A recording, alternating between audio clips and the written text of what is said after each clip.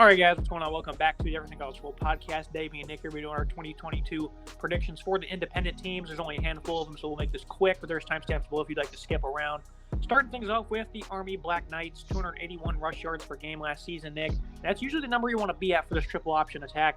Chris Anderson, he departs at quarterback. Tyler, though, 486 yards and 7 touchdowns on the ground. 5'8", 185. Not much size with him, but he gives him quickness on the outside, and be a veteran presence at quarterback is a major key to this type of offense. 4 of the 5 starters are back on the O-line, and their juniors are older. Top 2 guys are back at running back. Jacoby Buchanan. He's a complete wrecking crew of a player, 6', 260. I don't know if you've watched him play much, but he's a complete freight train. 504 and 12 yards for him. And then Tyler Robinson, the smaller back. He's a bigger playmaker, though. 8.4 yards per carry, 609 yards, 3 touchdowns. Same old every year with Army. What are your expectations this year? Because I'm excited for him. I got him going 10-2 off the heels of this offense that has 2 different type of backs in the veteran presence at quarterback. And, the continuity up front. I'm very excited for Army this year that plays a very weak schedule. Right, this is not a tough schedule for Army. I love the potential this team has. I think the triple option is a lot of fun to watch for this team. Robinson's a really talented back. Also, can catch the ball, had 340 yards receiving last year, 3 touchdowns as well. Excited to see what he can do continue this year. Buchanan, like you said, absolute wrecking crawl, 12 touchdowns last year for him, 500 yards on the ground. I expect him to pick up some more yardage this year, get close to that 700-800 range potentially. This team is easily a bowl team. They won the bowl game last year, the Armed Forces Bowl. They'll be back in a bowl game this year. I love this Army team top to bottom. Great defense, strong offense. Should be a lot of fun to watch. Speaking of that defense, they were 15th in total defense in yards per game allowed. Of course, those numbers are always kind of skewed with these service academies because the offense is on the field so much. Andre Carter, though, a legit NFL prospect. I don't know if Army's ever had a player drafted here, at least in the 21st century. But Carter, he's right now a first rounder on a lot of people's big boards. 6'7", 250. 15.5 sacks, 4 fumbles, 18.5 tackles for losses. Counterpart Eric Smith is gone, but this 3-4 features plenty of veterans. 16th versus the run. They should continue to grow in that department.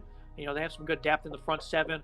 I picked everyone on that Wake offense in DraftKings the day they played last year because Army, they aren't acclimated to stop a high-flying passing attack like that, and they showcased that last year. They allowed 300-plus to Liberty, 430-plus to Wake Forest and Western Kentucky, respectively. That was about it, though. Other than the secondary performed pretty well, but when they play those special passing attacks, they're going to get throttled. Safety Markel Broughton, second on the team with 80 tackles. He's back. It's a largely veteran secondary. This is a tough, disciplined defense.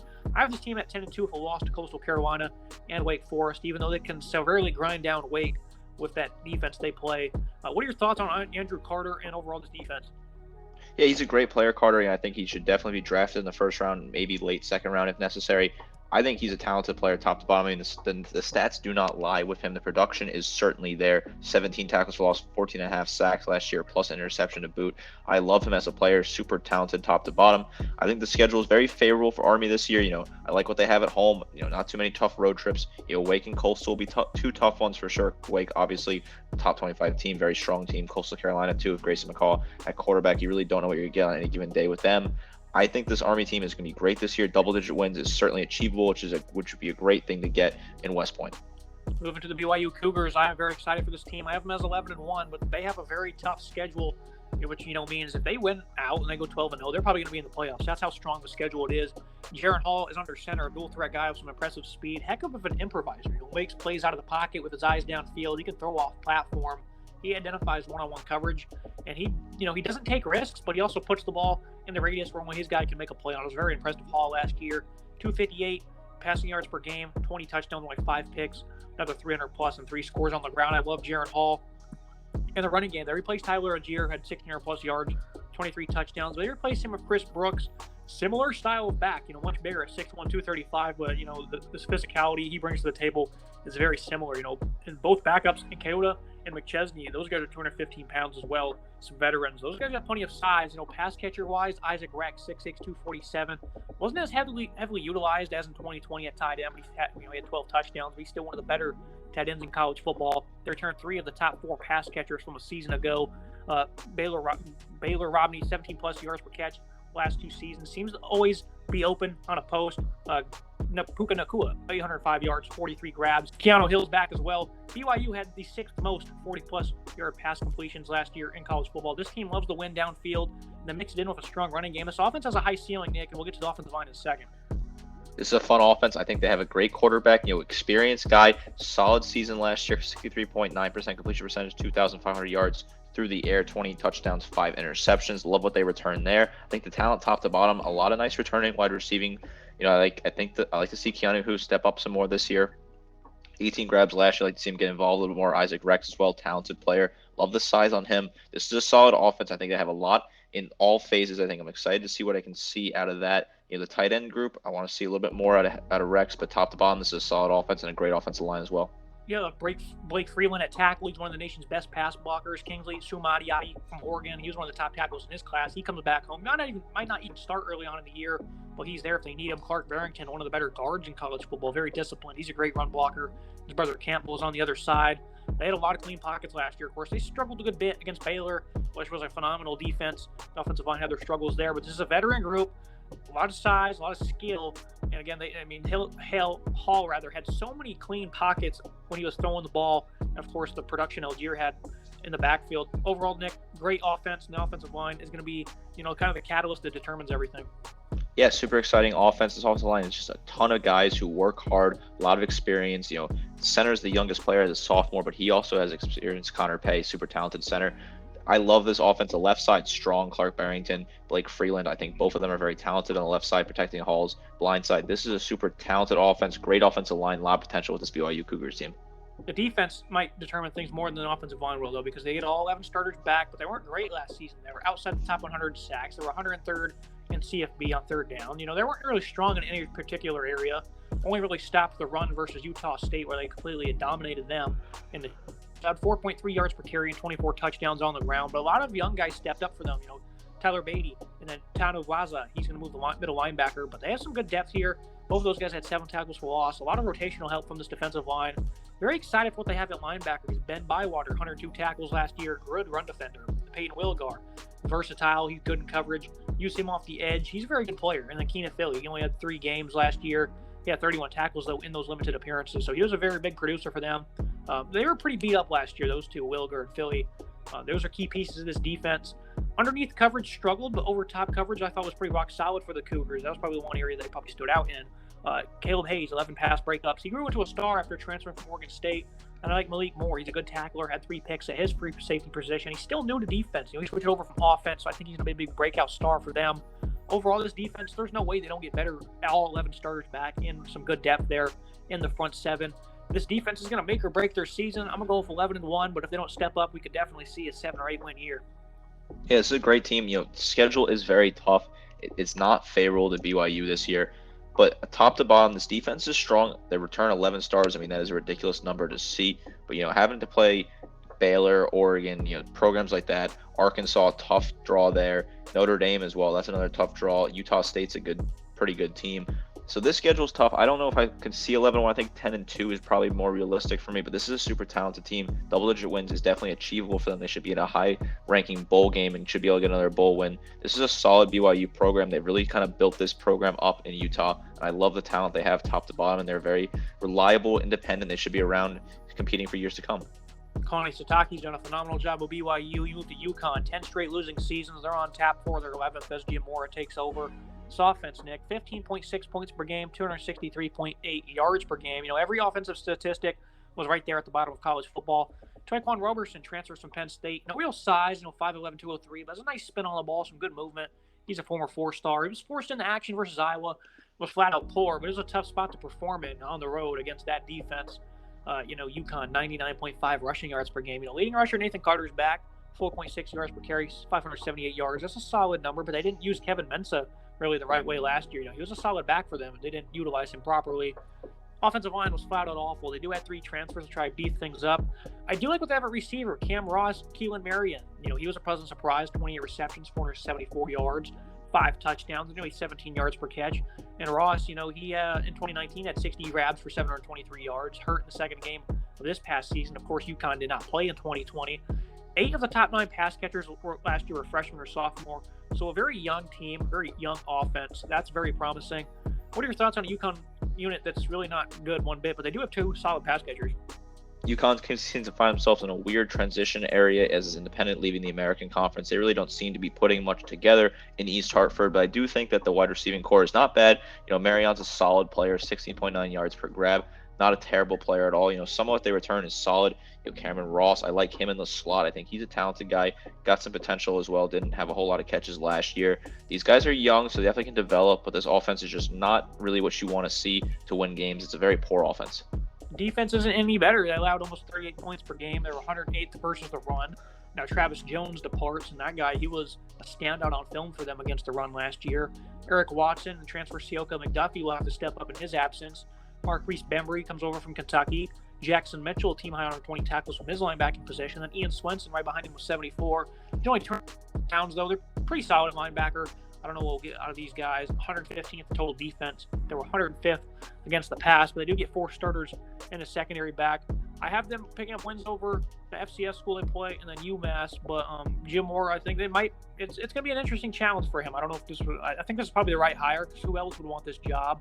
Coming over from the West Coast was his last job. Now he's over here at UConn with a real project. So I think he certainly has that passion and he knows what he's getting himself into. Long term, we'll see what happens. But UConn, what are your final thoughts on a program that's just not good one bit? Yeah, I certainly wouldn't be taking this job if I was a college football coach. I honestly think UMass will beat them as well. I think UMass has an edge in that rivalry. I just think that this UConn team is a long-term project. We're looking like 10 years away from any sort of sustained success, potentially in East Hartford. The defense, there is some potential there. They are small, the linebacking core, but, I like what they have with Mitchell and Swenson. I think they're both talented guys, just not in the right program potentially for them. This UConn team is not great. It's going to be a tough season for them. 1 win for me, and it's going to be a long road to rebuild this program. Moving to the Liberty Flame, Charlie Brewer is on his 3rd different school. Not really a fan of his character following his short stint. He got benched. I'm pretty sure, I could be wrong, but I'm sure a few days after he got benched against, he was already transferring out of the program. I don't like to see that one bit. I could be wrong, of course, but he's still on his 3rd different school. He's shown the ability to be a good dual threat guy, though. At Baylor, he was pretty successful. Showcased plenty of mobility. Good, reliable passer here to replace Malik Willis. 181 rush yards per game for the Flames a season ago, but they lose Malik Willis's production, and not only that, but the threat he possessed as well. You had to account for him at all times. 477 yards, 4 touchdowns, over 6.3 yards per carry. They also had Day Hunter from Hawaii, 6.4 as a leading rusher for the Rainbow Warriors. So they got a nice little backfield here. I don't expect the rushing attack to really be like it was last year, because Willis, he was just so important for them. This O-line, though, Nick, they were 2nd to last in sacks allowed last year. The O-line has some returning experience. They had 3 transfers as well. Caleb Snead from Campbell. But I think this offensive line, they were not good last year. I think they'll get a little bit better overall. I think this offense is in for regression. Right, when you lose a talent like Malik Willis, it's definitely expect some regression from a team. He's such a talented quarterback. I definitely think we're going to see that in the NFL. He is in a good spot. I like what he has potential for there. Charlie Brewer, I also worry about the character. He hit it there perfectly with the transferring. It seems like his attitude is poor. Maybe he can turn that around under Hugh Freeze's system. Liberty is an interesting team. They're not a bad team. They've had some good offenses over the last season, but it's going to be tough. It's going to be important to see whether or not that was all on Malik Willis or not. I like what they have at running back. Potentially Day Hunter is a fun little guy to watch. TJ Green as well, not a terrible back. This offense will be interesting to see, but definitely a regression is coming. They pick up Caleb Snead from Campbell to make up for the loss of production, a wide receiver, but Demario Douglas is back. They led the team in receptions and yards a season ago, so that's solid for him to work with. 52 grabs for 707 yards and 6 scores. You look at this defense, they allowed only 21.5 points per game last year, 320.2 yards per game. That's some pretty good numbers. They add Dre Butler from Auburn, 6'5", 300. The mix in with a very strong defensive line. Kendi Charles, 7 tackles lost, 5 sacks as a redshirt freshman. Treshaun Clark, 44 tackles, 10 TFL. Darrell Johnson, it wasn't as strong as last year. We're at 8.5 sacks in 2020 and 11 tackles for loss. But these guys are 235 pounds as well, so not much size off the edge. But these guys are playmakers. And then, Charles mixed in with Butler on the interior. I think this is a very good starting point for Liberty. Yeah, I like this front 7. It's not bad at all. Dre Butler coming over, solid player. Treshaun Clark as well, not a bad player on defensive end. I think he's got some talent. I'd like to see what he can do this year. I liked his numbers last year, 44 tackles, 10 for a loss, 3.5 sacks. It's a solid front 7, a solid D-line for Liberty. Yeah, they had Mike Smith from JUCO. At linebacker, Akil Washington, he was a solid producer last year at defensive end. Looks like they're going to move him to the middle of the defense as well. Nation's 6th ranked pass defense, so they're pretty good in this category. 180 yards per game allowed. Lose a few key guys, but their best DB is back in safety, Javon Scruggs, 61 tackles, had their issues. Numbers a little skewed, I think, but overall sound unit, very easy schedule to pick. So I have them at 7-5. And what are your expectations for Hugh Freeze's team after they lose a monumental player in Willis? Right, it'll certainly be interesting to see the transition after losing Willis, but I think Hugh Freeze is the right coach here. I love what he's doing. Definitely has a bit of an interesting reputation following his time at Ole Miss, but he seems to be rehabbing that reputation very well. This Liberty team's a tough team to play against on any given Saturday. They have talent top to bottom. I'm excited to see what they can do this year. I think 7-5, 6-6 is kind of right where they belong, but this is an interesting team to see how they continue to transition, and I'm really wondering who they're going to recruit at quarterback next following Brewer. Next up is New Mexico State. The Aggies, another one of those bottom-of-the-barrel programs. Jonah Johnson was a sound quarterback last year. He transfers out. Diego Pava, David Franks, Wes Egnet. These guys are all going to battle for the QB job. Juwan Price transfers to Syracuse after a good year at running back. He's going to go pair up with Sean Tucker up there in northern New York. Omari Samuels, 202 yards in the score last year. He'll take over in the backfield, 100 rush yards per game. Lose their top 3 wide receivers from a year ago. They do add 4 transfers, and they pick up 2 freshmen. Terrell Warner, their top returning pass catcher. 38 grabs for 334 yards and a touchdown. 370 yards per game for this offense, 22.6 points per game. I think these guys are going to regress. We don't really know much about New Mexico State. This is a team that probably shouldn't even be playing football. I do know their passing game last year was quite solid. Price was quite good as a running back as well, and they just lost both of those guys. So regression is definitely in store, which doesn't say much considering how kind of poor they were as a group last season. All right, this is a team that neither I don't think a lot of people watch New Mexico State week in, week out. Only times you really see them is when they get blown out by a big SEC program that pays them a lot of money to play there. I don't really know what to expect. The wide receiving core was solid last year. They did lose a ton, though. Price, that's a big loss. He was a solid player. And, they lost the running back duo. That was solid players. I think this New Mexico State team is going to be about as poor as it comes for these bottom FBS teams. Maybe there's some potential with Diego Pavan. Maybe he shows something that we need to see here, or the freshman Gavin Frakes as well. Maybe he starts early on, true freshman. This is an interesting team. I just don't expect a whole lot out of them. Mexico State allowed over 40 points per game on defense, 486 yards per game. They got in the backfield quite well, though. Chris Ojah, 72 tackles, 16 tackles for loss, 6 sacks from his inside linebacker spot. Donovan King from outside linebacker, 10 tackles for loss of his own. They also had 2 solid corners, I thought, in Cyrus Dumas, who had 2 picks and 8 pass breakups, and DJ McCullough had 42 tackles and 3 picks of his own. Do you want to add any thoughts on this defense? Because I don't think they're really going to take much steps forward, I think, ever. It's a program that's just playing the play, really.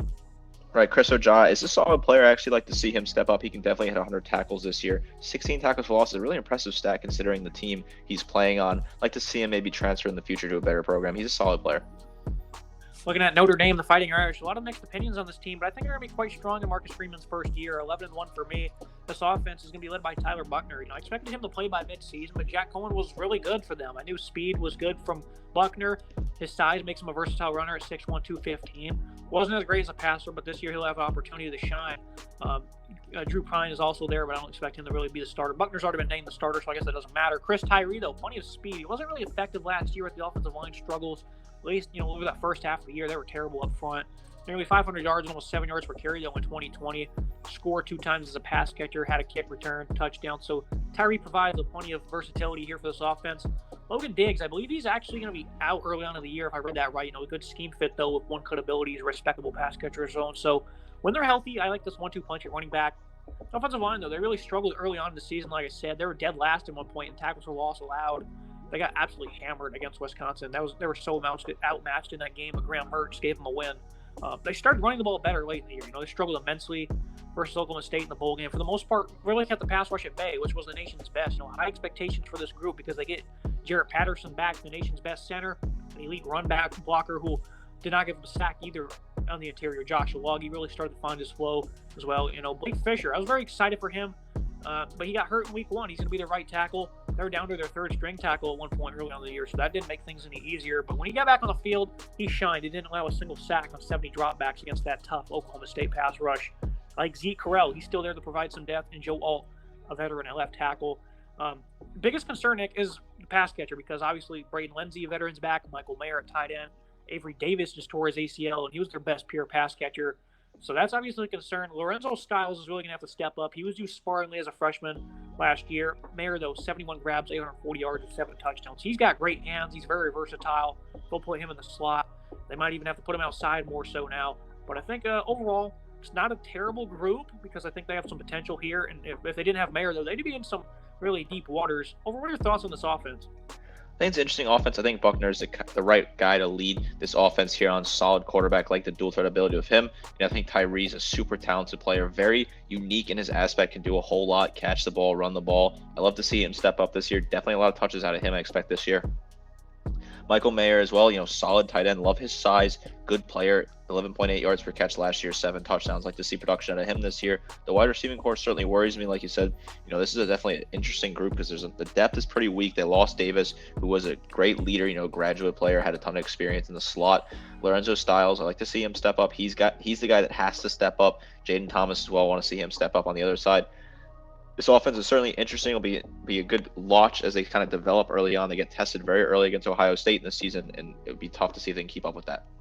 Tobias Merriweather, a top 100 recruit, might have to get involved. That pass catcher. This defense, they've allowed 19.7 points per game each of the last 2 seasons. Slightly more yards allowed this past fall, though, almost 360 per game. Isaiah Foskey's back. 11 sacks, 6 forced fumbles. That's a pretty absurd number. He has a high energy first step, some nice length, a good leg drive. And that impressive range allows him to knock the ball away a lot. I think this is a really deep D-line. Justin and Jason Adamiola ranked 2nd and 3rd in sacks, right behind Foskey. Riley Mills is back, 6'5", 283. Gave them some good reps. Same can be said about Howard Cross as well. And they also pick up Chris Smith from Harvard, 6'3", 304. 6 of the top 7 leaders in sacks are back. It's one of the most experienced defensive lines in college football. I'm very excited for them. This back end behind him, though. You got 3 veterans at linebacker. J.D. Bertrand, he emerged out of nowhere to lead the team in tackles, eclipsing the century mark. He's got good speed in the open field. He's a physical imposer. That raw athleticism was there for him to improve in coverage as well. Bo Bauer, he's a 5th-year senior, 47 tackles last year. So he's been a solid producer for them. That was a career best number, so I think he's going to get involved more this season. And then Jack Kaiser, 3rd-year player, made all sorts of plays for them. 45 tackles, 2 picks. Both of them were for touchdowns as well. 2 forced fumbles and a couple pass breakups. I like this front 7 overall. I think this is a very underrated unit. Marcus Freeman, I think, is going to have some fun with these guys. I think it's a great front 7 top to bottom. I love Kaiser. I love Bauer. I think both of them will step up this year. J.D. Bertrand as well. 102 total tackles last year. Definitely didn't expect that out of him. Solid production for him. This is a good front 7. I like what they have in the D-line. I like what they have in the linebacking core. Good leadership here. A lot of experience. This will be a fun defense to watch in the front 7 for sure. Secondary's a little suspect. They do replace Kyle Hamilton and Brandon Joseph, a rangy DB with elite ball skills from Northwestern. He was an All-American. Most physical corner on the roster is Cam Hart. Him and Clarence Lewis. These guys, Lewis struggled big time in the Fiesta Bowl. He was 3rd week when they faced Ohio State, and I don't think they have the coverage skills here to defend. Houston Griffith is a veteran. He struggled in coverage at times, though. He's just not as quick in the short area. Didn't record any plays on the ball last year. DJ Brown and him will battle for a starting spot. Ryan Barnes and Tariq Brassey, they'll compete for a nickel position. Brassey was quite respectable last year in those packages. I think they're comfortable with a group of DBs, and this is a very experienced, very good defense. But I think, personnel against Ohio State is going to be a big reason why they lose that game here in the secondary. I agree. The secondary is a little suspect for me. Tyreek Bracy, I think he's a solid player. Clarence Lewis as well. Replacing Kyle Hamilton is a really strong player, great leadership. You lose those qualities. But I think this secondary will kind of figure it out as season goes. I think early on against that passing attack from Ohio State, they might find themselves in trouble. This is a secondary that can definitely come around as the season goes on. Yeah, because they're going to want to play a lot of man coverage. It's kind of Freeman's forte, and I don't think that's really going to work. So maybe they can press them, but I don't think that's going to work either. But UMass, to cap things off, Don Brown comes back, 43-19 in 5 years here on the school from 2003 to 2008. Brady Olson, he's back. They used 3 different quarterbacks last year, 49% completion rate between those guys, 152 passing yards per game, and an even 11-11 TD to INT ratio. Wide receiver Rick Arnold's back. They led the team in receiving yards, 27 grabs for 461 yards. That's pretty solid. He tied with tight end Josiah Johnson for a team-high 3 touchdowns. Not much returning production or returning depth.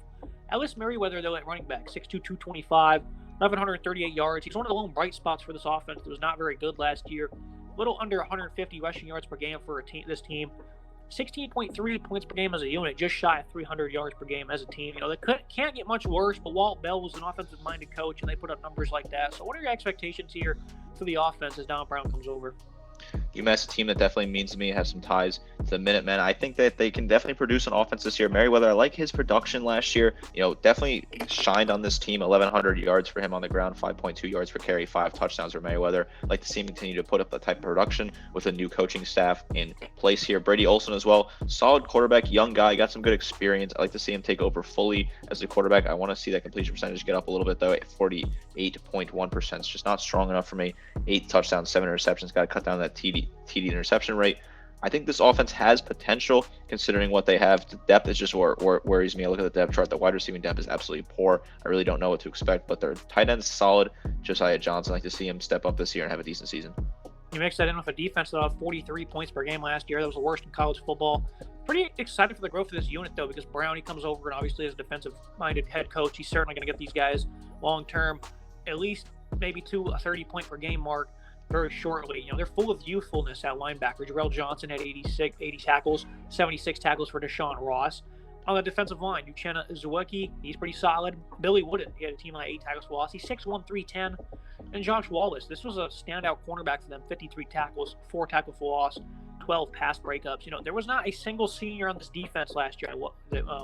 Or on this year's defense. I love the potential. Seems like great timing for Brown to come back with all these freshmen and sophomores and a handful of juniors. This defense in 2 to 3 years, I think, Nick, will be around that 25-point per game mark. I don't know if that'll equate to wins, but very excited for the growth potential of this defense. And I think Brown, again, perfect timing to come back to UMass. He leaves Arizona to take this job. I agree. There's a ton of potential in this defense. I love Johnson. 81 total tackles, 2.5 tackles for loss, 1.5 sacks for him. I think there's some serious. Billy Wooden, super talented, 8 tackles for loss and a half a sack last year. Love to see him continue to step up. I like his size, interesting player. I like this defense direction overall. I think they'll continue to improve over time. They'll get better and better as the season goes on. I think that this UMass team can win 2-3 games this year and put together a decent season under a new coach. It's going to be it for today's episode, guys. Make sure you like, comment, subscribe. See you next time.